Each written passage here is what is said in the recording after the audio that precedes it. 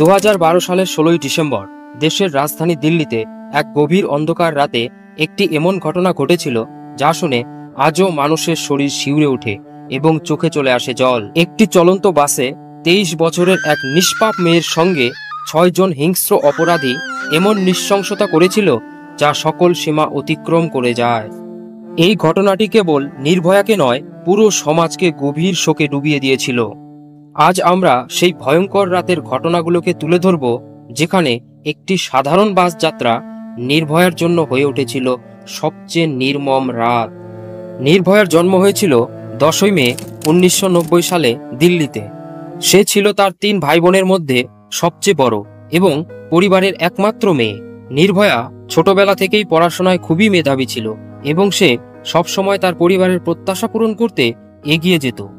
উচ্চশিক্ষার পথে সে মেডিকেল ফিল্ডে আসার সিদ্ধান্ত নিয়েছিল এবং ফিজিওথেরাপির কোর্সে ভর্তি হয়ে খুব ভালো নম্বরের সাথে ফিজিওথেরাপির ডিগ্রি অর্জন করেছিল। 16ই ডিসেম্বর 2012 সেই দিন ছুটির দিন ছিল, অর্থাৎ রবিবার। তাই নির্ভয়া তার এক বন্ধু অবনীন্দ্র প্রতাপ পাণ্ডের সাথে সিনেমা দেখার পরিকল্পনা করে। অবনীন্দ্র প্রতাপ পাণ্ডে পেশায় একজন সফটওয়্যার ইঞ্জিনিয়ার এবং তিনি উত্তরপ্রদেশের গোরখপুরের বাসিন্দা। সেই সময় দিল্লির সিনেমা হলে আমির খানের ছবি তালাশ চলছিল।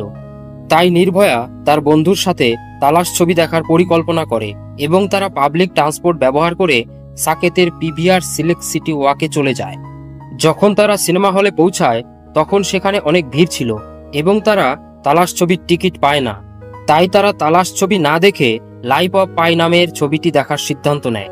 ইভিনিং শোতে লাইফ অফ পাই দেখার পর নির্ভয়া ও তার বন্ধু পাণ্ডে বাড়ি ফেরার জন্য অটো খোঁজার অপেক্ষা করতে থাকে।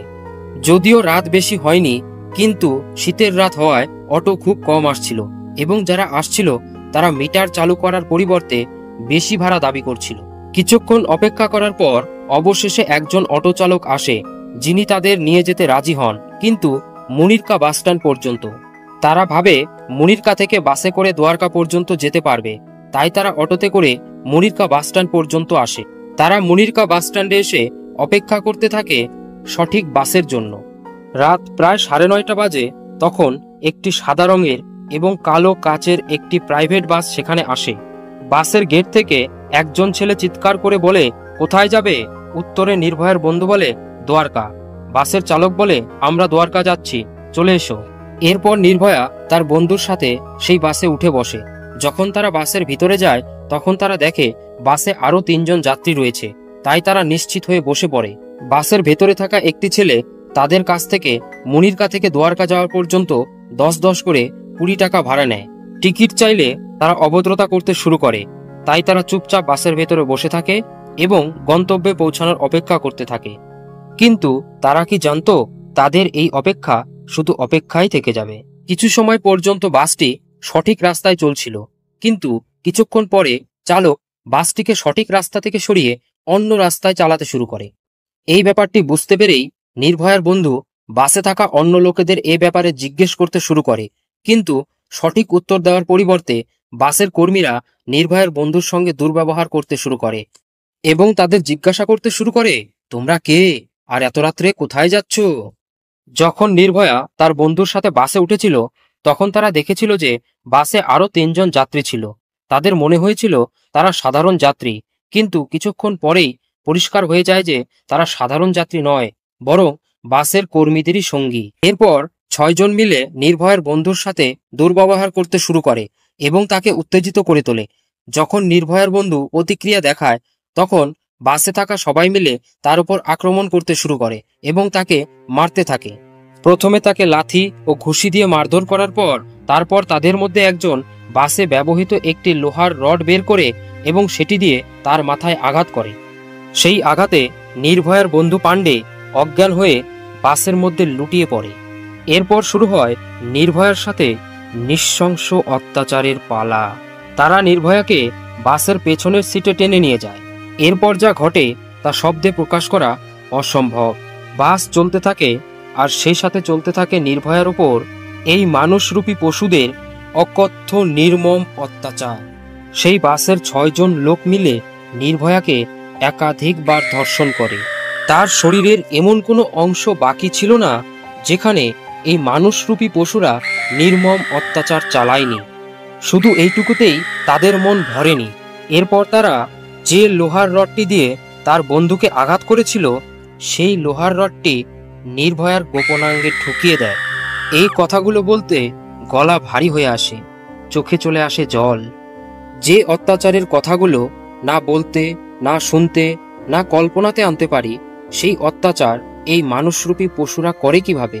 এরা মানুষ নয়, শুধু মানুষরূপী। এরপর রাত 10:30টার কাছাকাছি তাদের দুজনকে শীতের কনকনে ঠান্ডায় নগ্ন অবস্থায় গুরুতর আঘাতসহ রাস্তায় ফেলে দেয়। তারা দুজনেই রক্তাক্ত অবস্থায় যন্ত্রণায় সাহায্যের জন্য চিৎকার করতে থাকে।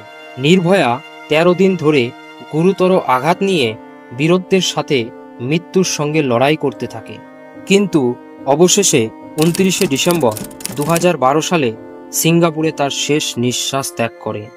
এই নির্ভয়া ছিল ভারতের বীরকন্যা জ্যোতি সিং। নির্ভয়ার ধর্ষণ 6 জন লোক করেছিল। তারা হলো পবন গুপ্তা, অক্ষয় ঠাকুর, বিনয় শর্মা, মুকেশ, রাম সিং এবং একজন 18 বছরের কম বয়সী নাবালক, যার পরিচয় আজও প্রকাশিত হয়নি।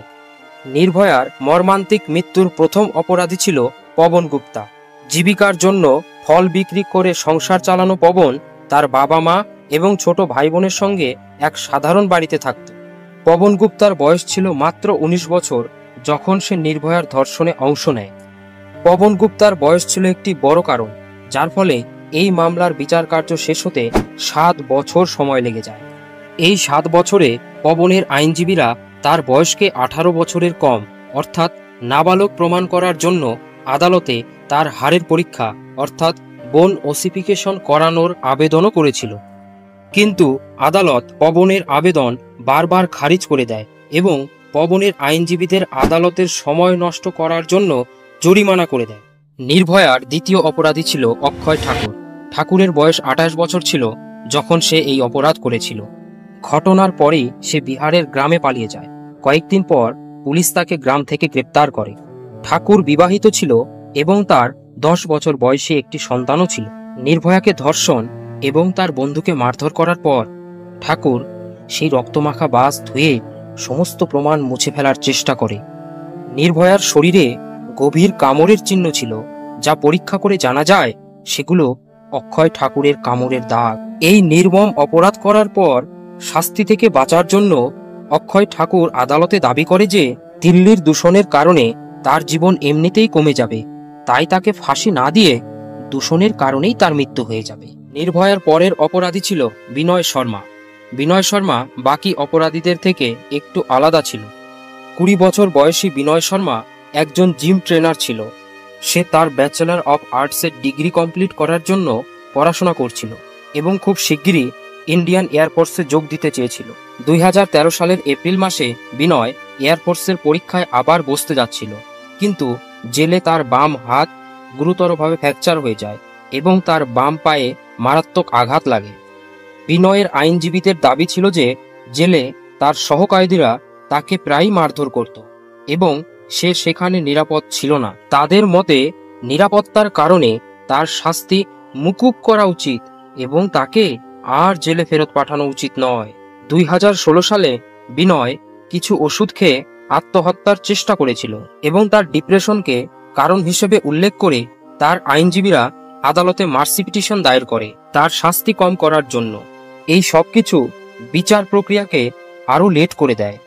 নির্ভয়ার পরের অপরাধী ছিল মুকেশ। মুকেশের বিবিসির ইন্টারভিউ কে ভুলতে পারে? কোনো লজ্জা বা অনুশোচনা ছাড়াই সেই সাক্ষাৎকারে মুকেশ বলেছিল যে কোনো ভালো পরিবারের মেয়ে রাত 9টার পর বাইরে বেরিয়ে ঘোরাঘুরি করে না, এবং সে এও বলে ধর্ষণের জন্য মেয়েদেরই দোষ বেশি থাকে। সে বলে, যদি আমাকে মৃত্যুদণ্ড দেওয়া হয় তাহলে ভারতীয় মেয়েরা আরও বেশি নিরাপত্তাহীন হয়ে পড়বে, কারণ ধর্ষকেরা এরপর তাদের জীবিত রাখবে না। মুকেশ ছিল সেই বাসের ক্লিনার যে বাসের মধ্যে এই নির্মম অত্যাচার চালানো হয়। 26 বছর বয়সী মুকেশই বাসটি চালাচ্ছিল এবং সে নির্ভয়া ও তার বন্ধুকে প্রাইভেট বাসে উঠতে জোর করেছিল। মুকেশই একটি লোহার রড দিয়ে তাদের মারধর করেছিল এবং সেই বাসটি রক্তে ভরে গিয়েছিল। তবে আদালতে মুকেশের আইনজীবী দাবি করেছিল যে মুকেশ নির্ভয়াকে কখনোই ধর্ষণ করেনি, কারণ সেই সময় সে কেবল বাস চালাচ্ছিল। সুপ্রিম কোর্টে মুকেশের আইনজীবীরা আরও দাবি করেছিল যে মুকেশকে জেলের ভেতরে যৌন নির্যাতনের শিকার হতে হয়েছে। তার আইনজীবীরা মুকেশের সঙ্গে হওয়া এই নির্যাতনের কথা উল্লেখ করে বারবার মার্সি পিটিশন দায়ের করেছেন এবং মামলাটি দীর্ঘায়িত করার চেষ্টা করেছেন। এই চারজনের আইনজীবীরা তাদেরকে শাস্তি থেকে রেহাই পাওয়ানোর জন্য এবং বিচার প্রক্রিয়া বিলম্বিত করার জন্য অনেক চেষ্টা করেছিলেন। এই ধরনের যুক্তি মামলাটিকে 7 বছর দীর্ঘায়িত করেছিল। তবে শেষ পর্যন্ত 2020 সালের 20 মার্চ মুকেশ, পবন গুপ্তা, অক্ষয় ঠাকুর এবং বিনয় শর্মাকে মৃত্যুদণ্ড দেওয়া হয়। 6 জন ধর্ষকের মধ্যে 4 জনের ফাঁসি হয়েছিল। তবে এই মামলায় আরও 2 জন অপরাধী ছিল যাদের হয়তো শাস্তি হয়নি। এই 6 ধর্ষকের মধ্যে একজন ছিল সবচেয়ে বয়স্ক এবং অন্যজন সবচেয়ে কম বয়সী। সবচেয়ে বয়স্ক ছিল রাম সিং, মুকেশের বড় ভাই, এবং সেই বাসের ড্রাইভার। এই 6 জনের মধ্যে সবচেয়ে বেশি অসামাজিক ব্যক্তিত্ব ছিল রাম সিংয়ের। সে ছিল একজন ধর্ষক, মদ্যপ। 2012 সালের 16 ডিসেম্বর রাতে দিল্লির মহিপালপুর এলাকার হোটেলগুলির সিসিটিভি ফুটেজের সাহায্যে প্রথমে রাম সিংকে গ্রেপ্তার করা হয়েছিল। গ্রেপ্তার হওয়ার পর তিহার জেলে রাম সিং বেশি দিন বাঁচতে পারেনি। 11 মার্চ 2013 সালে জেলের ভেতরে রাম সিংয়ের মৃতদেহ পাওয়া যায়। সে তার শার্টটি গলায় ঝুলিয়ে তিহার জেলের জালনায় ঝুলন্ত অবস্থায় ছিল। পুলিশের দাবি ছিল যে রাম সিং জেলের ভেতরে আত্মহত্যা করেছে, কিন্তু তার আইনজীবী এবং পরিবারের দাবি ছিল যে রাম সিং আত্মহত্যা করেনি, বরং তার সহকয়েদিরা তাকে কড়া নিরাপত্তার মধ্যেও আক্রমণ করে হত্যা করেছে। রাম সিংয়ের হঠাৎ মৃত্যুর ফলে কি নির্ভয়া বিচার পেয়েছিল? শেষ খুনি ও ধর্ষককে কে ভুলতে পারে? সে একজন কিশোর ছিল, অর্থাৎ তার 18 বছর হতে কয়েক মাস বাকি ছিল। পবন গুপ্তার সাথে কিছুদিন আগে তার দেখা হয়েছিল। সে নির্ভয়াকে চলন্ত বাসে 2 বার ধর্ষণ করেছিল এবং তার গোপনাঙ্গে লোহার রড ঢুকিয়ে তার তলপেটে গুরুতর আঘাত করেছিল, যে কারণে অত্যাধিক রক্তক্ষরণ ও সংক্রমণ ছড়ায়। এবং 2012 সালের 29 ডিসেম্বর নির্ভয়া তার শেষ নিঃশ্বাস ত্যাগ করে। তদন্তে উঠে এসেছিল এই অপরাধী নির্ভয়ার সাথে সবচেয়ে বেশি জঘন্য অত্যাচার চালায়। এমন জঘন্য অপরাধ করেছে যে তার মাত্র 3 বছরের জেল হয়, তারপর সে মুক্তি পেয়ে যায়। তার সাজা কমানোর জন্য তার আইনজীবীরা জন্ম প্রমাণপত্র হিসাবে স্কুলের পুরনো কাদা ভর্তি হলুদ মাখা কাগজ আদালতে দেখায়, যেটাতে তার বয়স 17 বছর কিছু মাস ছিল। এইভাবে তার আইনজীবীরা তার সাজা ফাঁসি থেকে 3 বছর করে। এই নাবালক উত্তরপ্রদেশের ইসলামনগরের বাসিন্দা। সে ছিল খুবই দরিদ্র পরিবারের সদস্য, তাই 2012 সালে এই অপরাধের পর তাকে শাস্তি হিসাবে রিমান্ড হোমে 3 বছরের জন্য পাঠানো হয়েছিল। তবে সেই রিমান্ড হোম তার জন্য শাস্তি ছিল না, বরং তার প্রথম বাড়ি ছিল, যেখানে তাকে মাথা গোজার জন্য একটি ছাদ, পরার জন্য কাপড় এবং পেট ভরানোর জন্য খাবার দেওয়া হয়েছিল। তার কাছে এটা সাজা নয়, মজার পিকনিক ছিল, যেটা 3 বছর চলেছিল।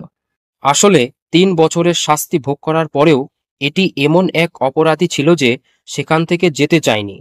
তার শাস্তি শেষ হওয়ার পরেও সে তার শাস্তি বাড়ানোর জন্য সময়সীমার আবেদন করেছিল, যাতে আরও কয়েক মাস সেই রিমান্ড হোমে কাটাতে পারে।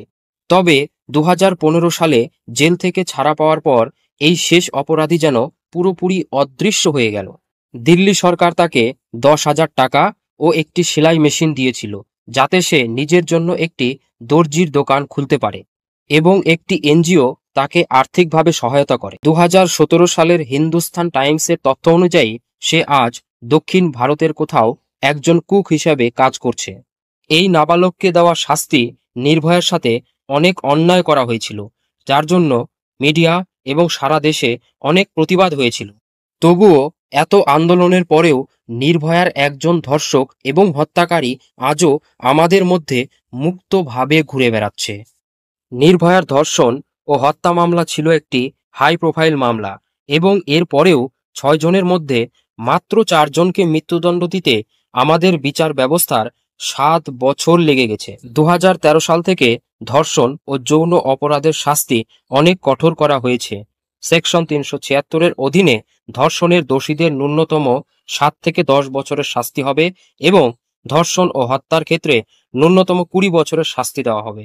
এই মামলার পর কিশোর বিচার আইনেও গুরুতর পরিবর্তন আনা হয়েছে, যেখানে এখন যদি অভিযুক্তের বয়স 16 থেকে 18 বছরের মধ্যে হয় এবং সে গুরুতর অপরাধ করে থাকে, তবে তার মামলাটিও গুরুতর শাস্তির জন্য বিবেচনা করা হবে। নির্ভয়াকে নিউজ চ্যানেলে ভারতের মেয়ে বলা হয়েছিল, কিন্তু ভারতের মেয়ে কি সত্যি ন্যায় বিচার পেয়েছিল? নির্ভয়া, অভয়া, কামদুনি, হাতরাস এরকম কত ঘটনা আজও ঘটে চলেছে।